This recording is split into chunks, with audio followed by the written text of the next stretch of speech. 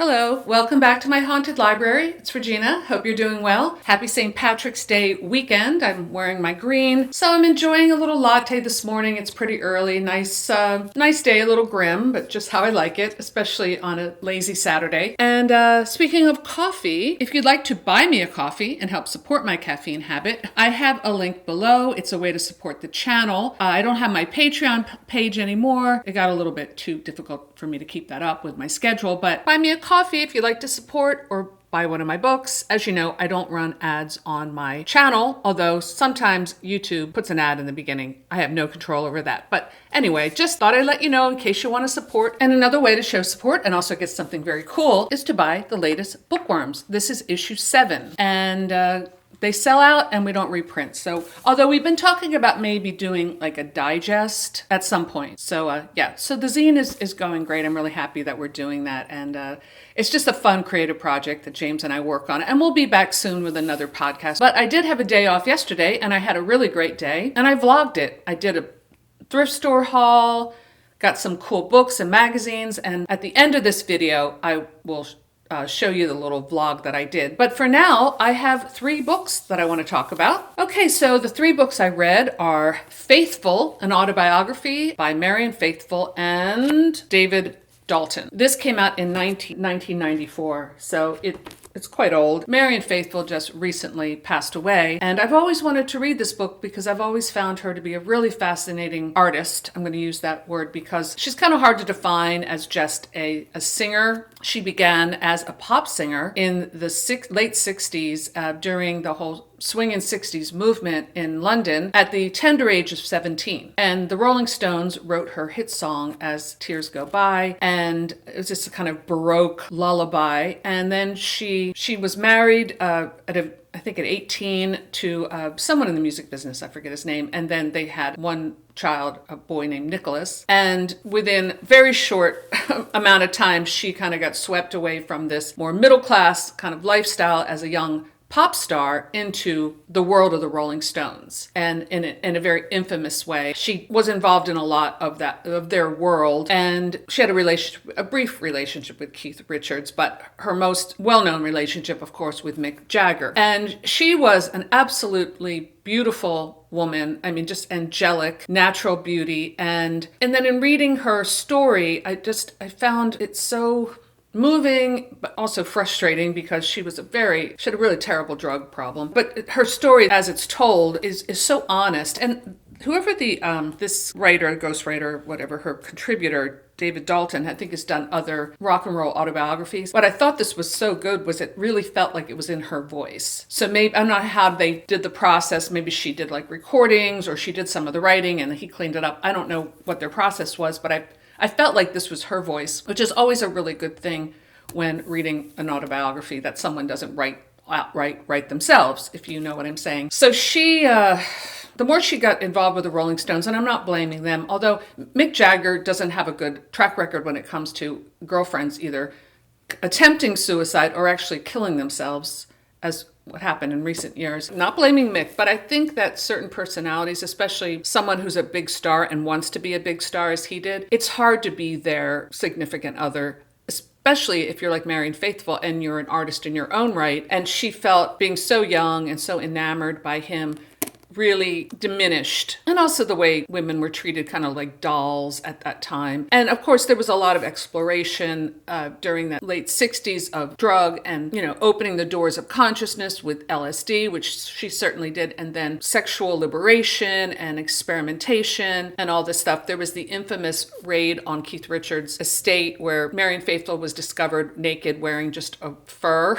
like a fur rug. And then there was this rumor about something with a Mars bar, which she claims was never true. Interestingly, speaking of a beautiful woman in furs, her mother was an Austrian aristocrat, a baroness. So she has a really interesting history. And that comes out in her voice. Like, she doesn't have just a strong English accent. You can almost hear this almost like German kind of lilt to her voice. And later that plays into when she gets into her like cabaret acts and the Three Penny Opera and all this stuff that she does later in life. But she, her great maybe two or three, uncle wrote Venus in Furs. Leopold von Sacher-Masoch, I don't know if I'm saying that name correctly. The word masochism is derived from his name, which is interesting. So her mother was a von Sacher-Masoch, but had lost her fortune because of World War II. In fact, she was horribly raped along with her own mother. So Marianne Faithfull's grandmother, by Russian soldiers when they marched through Germany, and raped every woman in sight. I mean, it's a horrible thing. And you don't hear too much about that, I guess because it was against the Germans or something. But if you look into that, it's a really horrific story. So she had all of this trauma that it seems that she passed on to Marianne. Although Marianne Faithfull she's not somebody who's into psychoanalysis or really getting into why she's having these problems, which is kind of interesting in the book. I mean, I think she deals with it through artistic expression, but mostly through drugs. And I have a great aversion to drugs, and whether they're people who do hard drugs. I'm not talking about smoking all the weed or something. I mean like hard drugs, and also pharmaceuticals, which we'll get into the next book I'm going to talk about. I just find it really repulsive. And I've been around enough drug addicts, very close without spilling too many secrets, but where you can't tolerate them after a while. And Marianne Faithfull did end up living on the streets in London, literally on the streets. Like, she was a junkie living on the streets. And that's because everything, her life just comes down to that. And, people tried to help. I'm not really telling the story. I'm just kind of free associating. But people, of course, did try to help her. Marianne Faithfull, in her relationship with Jagger, became increasingly under his thumb, to make a bad joke, but it's true. And she kind of imploded. An infamous trip to, I think it was Australia, she overdosed on barbiturates and almost died, ended up in a coma, and just kind of went downhill from there. She went downhill really fast. And, when I've had tried to help people, friends of mine who've done drugs, it always backfires on anyone who tries to help them, because they don't, unless they get to the point where they want help. I'm not talking about that. I mean, when they're fully in their addiction, they will bring themselves down, but they'll bring you down too. I had a friend, a former friend, because that ended the friendship. I helped out one night. He and his boyfriend needed a place to sleep, and they set my kitchen on fire.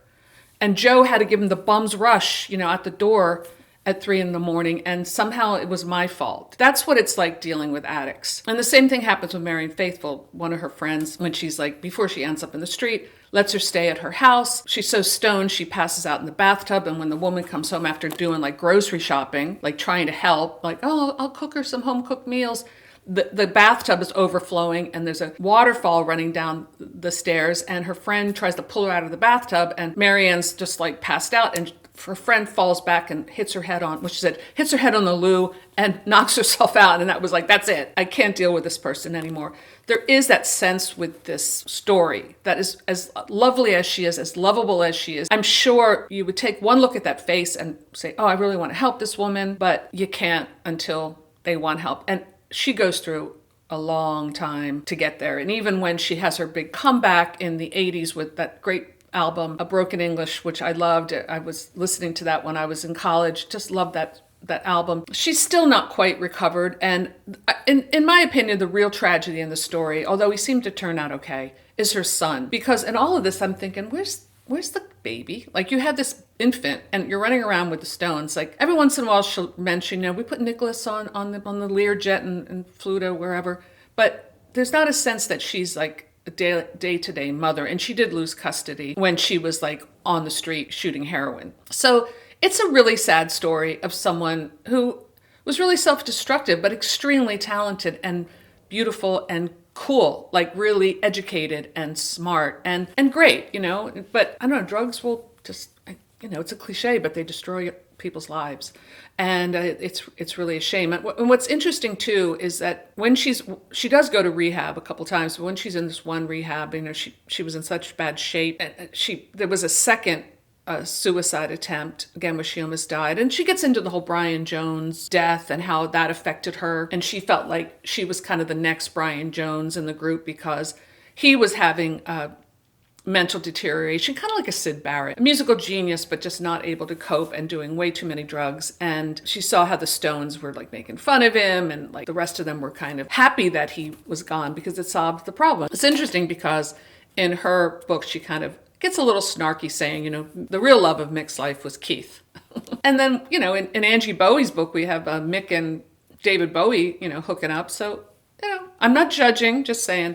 But Mick Jagger, he's a true rock star, a man of wealth and taste. And hey, God love him. He's still doing what he's doing and he's still in great shape. But I've never been a huge Stones fan. Of course, I love quite a few of their songs, but I've never seen them live or anything.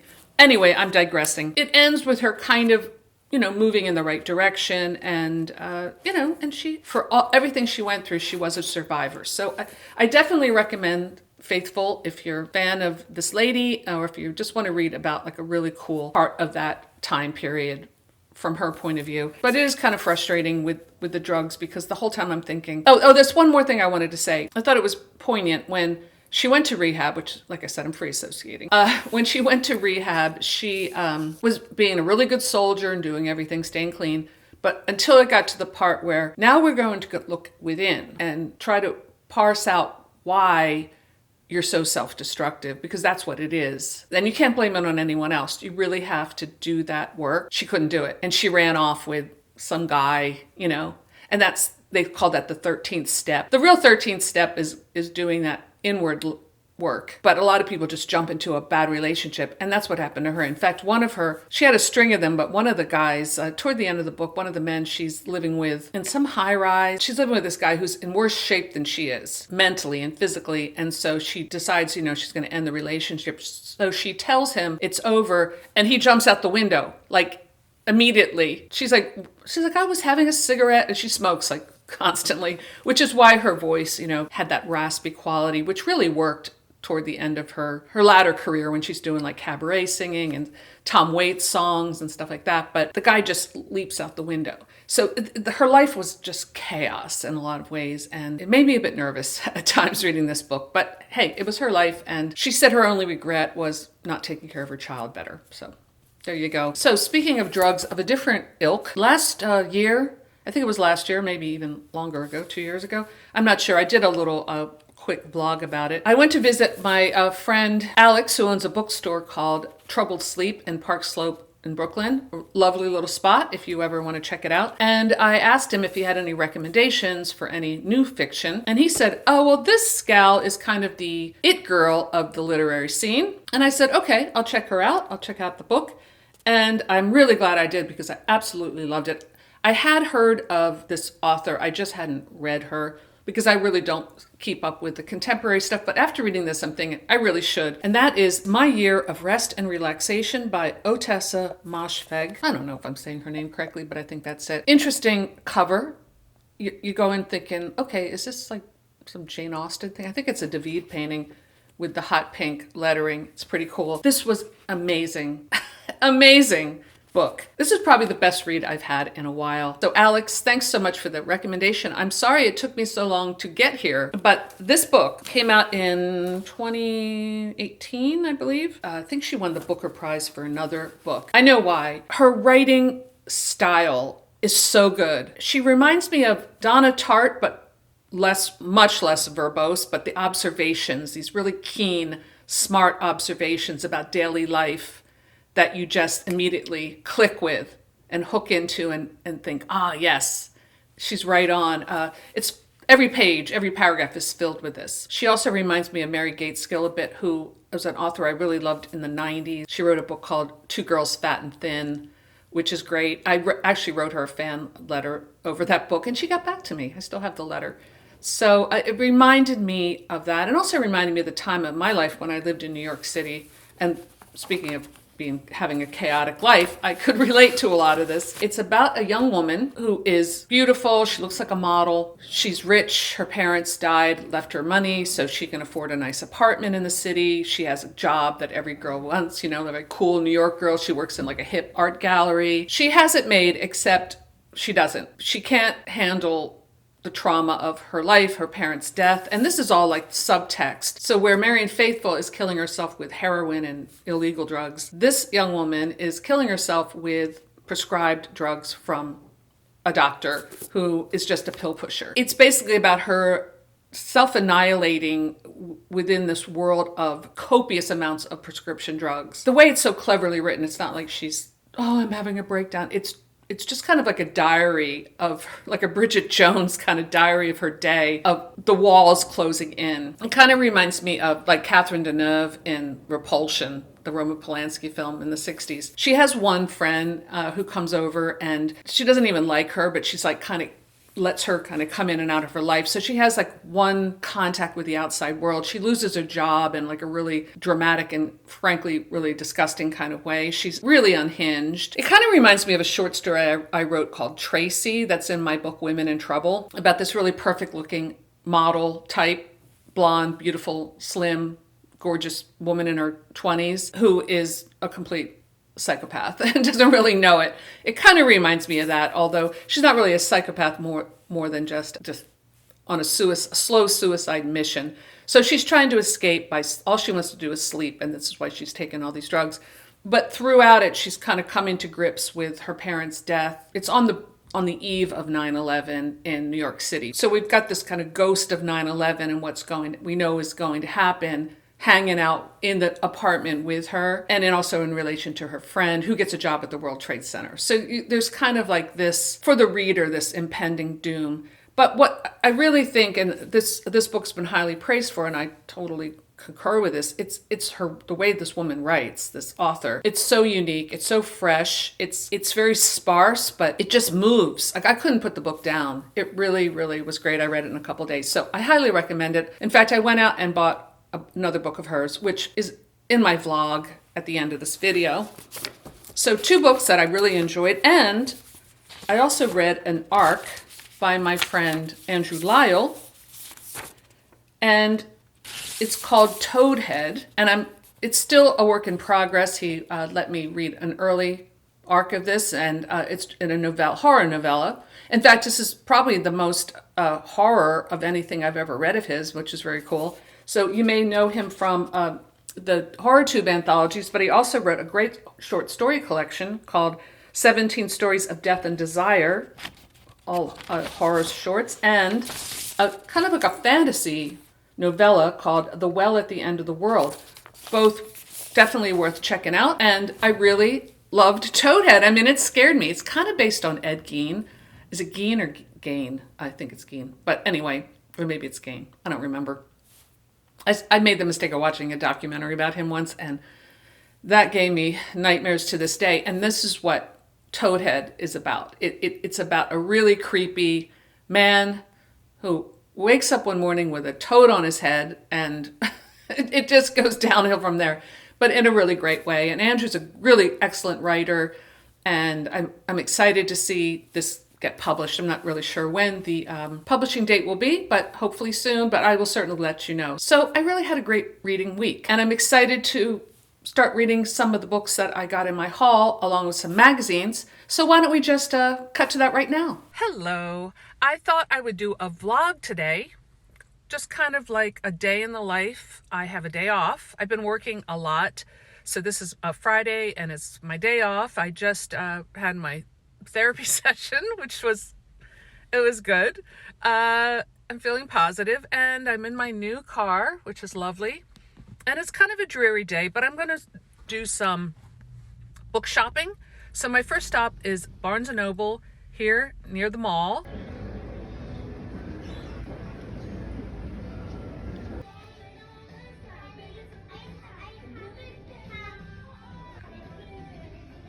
Okay, I had a nice little Barnes & Noble experience. I wanted to look more into the horror section, but there was a guy standing there, and he had like his coffee on the shelf, like he was doing a deep dive, and he had this little toddler with him who was whining, and I thought, I don't want to interrupt this tender scene. Anyway, I found the book I'm looking for. I was looking for Eileen. I think this is her maybe breakthrough novel, and it's supposed to be kind of dark. And yeah, it's been a while since I've been excited about a writer where I ran out and like wanted to buy stuff that they wrote, so that's good. I also picked up some magazines, 40 Times. I've never read this one, but I've heard of it. And you know, I used to love to look at horror magazines and collect them, and I do have quite a collection of comics and stuff and magazines, but I haven't bought a lot of magazines, and you know, starting like new ones. So I'm starting to add to this collection. So yeah, 14 times. I'm looking forward to that. I got the latest Fangoria, which has a cover story about Nosferatu.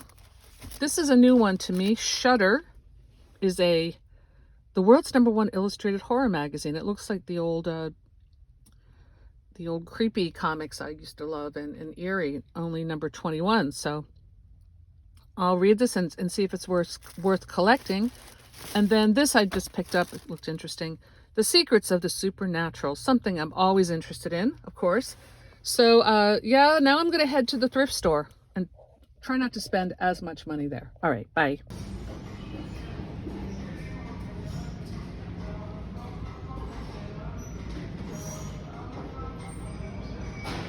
All right, sun came out while I was inside the thrift store. I found 3 books. This is called Isaac Asimov's Spells. This is a collection of short stories, or anthology rather, and looks like we have Stephen King and others. I've never seen this book before. The cover's very cool, so I picked it up and it was $1.49.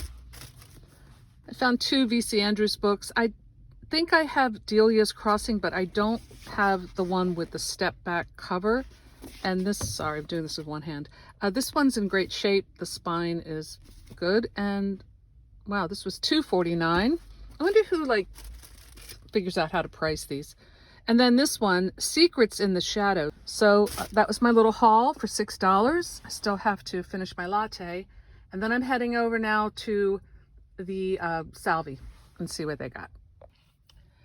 Okay, here's the Salvi over here. This is kind of like the dregs of my community right here. This motel is super sketchy. This is the back entrance. We've got like abandoned stuff over here. And yeah, but anyway, I'm perfectly safe. And if I ever need a tattoo, I've got plenty of options. But anyway, I'm going to go in and see how I do here. This place doesn't usually have the best books, but we'll see.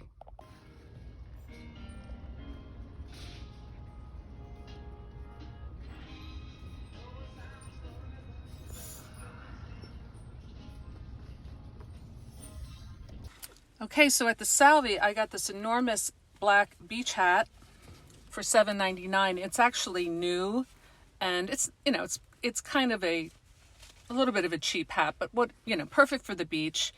If it blows off into the ocean, you're not losing a lot. I don't buy a secondhand, for myself to wear, hats or shoes. That's that's too much sharing DNA with someone else. But the hat is new, and there was a bunch of them. And I also found a book that I didn't know I needed, but now that I found it, I really am glad I did. And the book is The Decline and Fall of the Roman Church by Malachi Martin.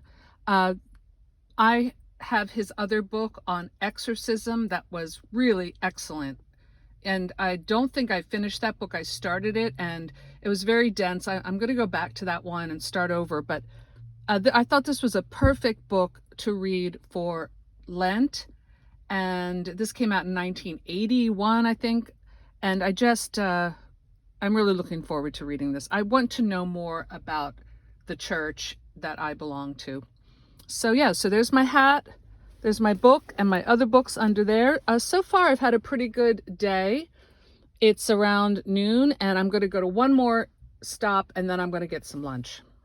So I found this vintage 70s men's, it's a little hard to see, Kelly Green preppy blazer. I can see this at the country club back in 1976.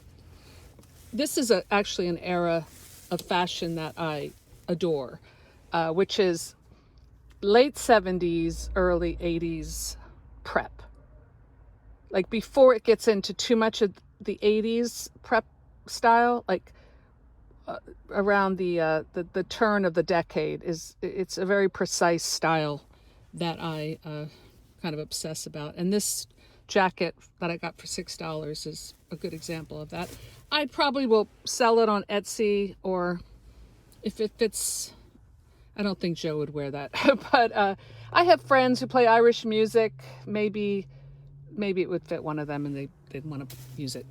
And then I found a good one. I'm going to save this one for Garb August. And this is called The World is Full of Married Men, a novel by Jackie Collins. This is one of her first novels. You can see how young she is there. I think that's her. And yeah, it looks like good trash. So that's the end of my haul. Yeah, it was fun. It was a fun way to spend the day. I didn't spend too much money, except those magazines were a little pricey. But yeah, I'll spend some time this afternoon kicking back and reading them. But right now, I'm going to take myself out to lunch.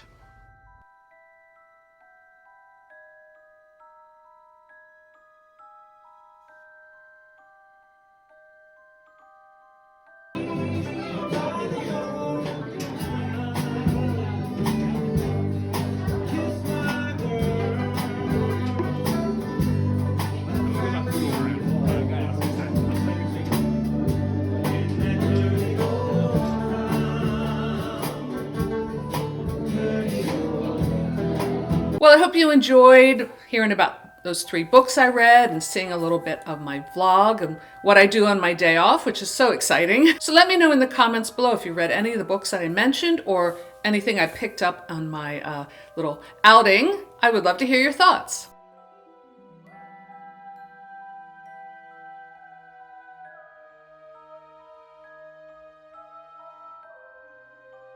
So that's all I have for today. Thanks for stopping by my haunted library, and I'll see you soon. Bye.